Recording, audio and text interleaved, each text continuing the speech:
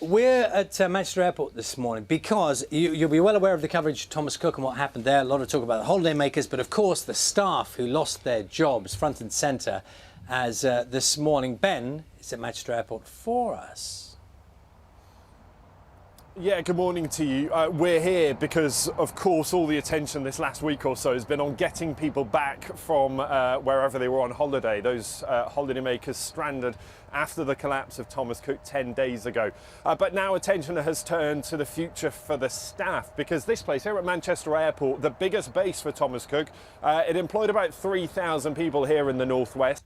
9,000 that worked for Thomas Cook in the UK. And this place, look, a real centre for them, all sorts of different jobs, whether it's check-in or cabin crew, ground handling, some of the engineers, just the hangar over there, you might be able to make out the Thomas Cook plane, one of them that has grounded since, taking part in some of those repatriation flights, but nonetheless not really going anywhere anytime soon. And so, of course, this last week has been really tough for those workers. They've been trying to work out quite what happens next. And so we've been looking back at the 10 days that have been a really, really tough time for those workers. Here's a reminder of what they've been going through.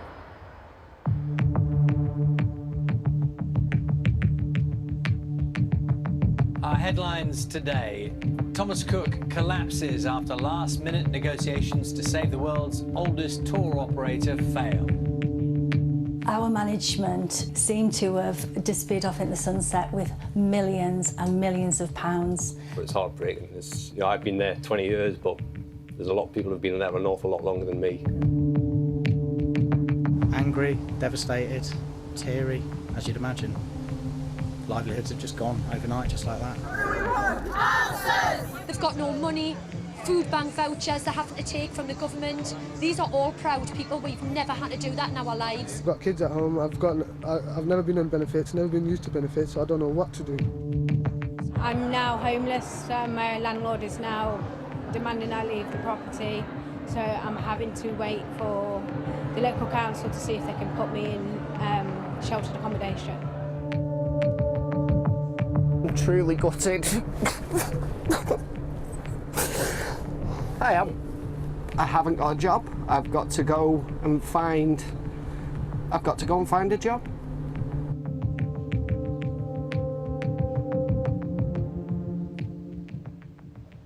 So a really tough week for some of those staff. Now, we've just nipped inside because a jobs fair is getting underway today, and the idea of that fair is to bring together local employers, other airlines, other hotel companies, with some of those staff who used to work at Thomas Cook, with a view to trying to find them another job. So let me introduce you to a couple of them this morning. Matthew and Angela are with me. Morning to you both.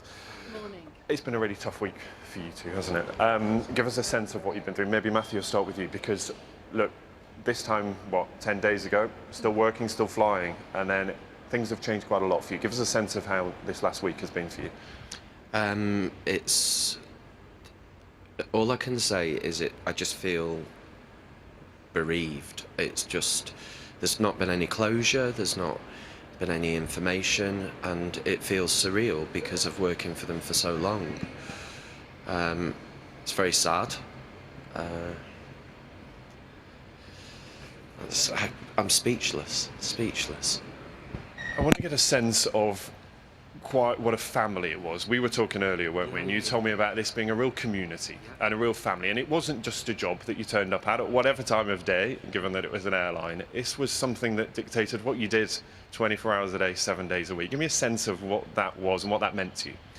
Well, the thing is, it was amazing when you think of how big a company it was, and there were so many of us, especially at Manchester, weren't there? And there was still a sense of community and family. You worked with different people every single time you came to work, but being crew, you are all of the same sort of mindset, so it's very difficult to imagine doing anything else, because even if you've never worked with that person before, you kind of all start off on the same footing. And obviously the most important things were the customers, and we loved serving our customers. There's a lot of other airlines out there that have a them and us sort of attitude, whereas we didn't. We kind of spoke to them as though we knew them, and that's quite devastating to think about, the fact that I'm never going to be able to do that again. And Angela, you talked to me earlier about, this dictates so much of what you did day to day, and you've been trying to look for other work, haven't you? You've got your head on now, and you've said, look, I need to get on with this and try and find some other work. You look after 2 kids. Talk to me about this last week in terms of how you change your mindset a little bit. Well, I feel fortunate really to have had the opportunity to wallow, if I'm very honest, to wallow a little bit and to share with each other. But now this week is wallowing over, and best foot forward now.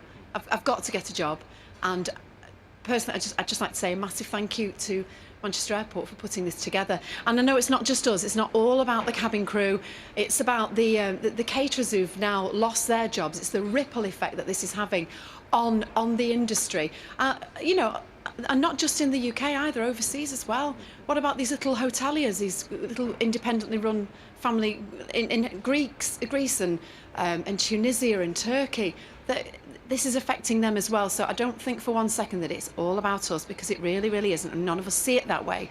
But we are obviously mindful that we have our own lives, that we have to prepare for our children, and we've got to get jobs. So it's CV writing and seeing what's out there, really, and transferable skills and stuff like that. Good luck to you both, and we're going to talk more a little later, but for now, thanks so much. And I want to introduce you to Kate quickly. Kate, we were hearing there about, quite how difficult it is when you've been working in a job for so long. Yeah, some of the guys that we're talking to this morning, 20, 25 years in this job, how do they start to think about what comes next? I think it's really good to take a deep breath and think, what is it that I want, and see this once you've kind of got that grieving over, which is really important and can take different time for different people, but then take stock and think, what is it that I really want to do?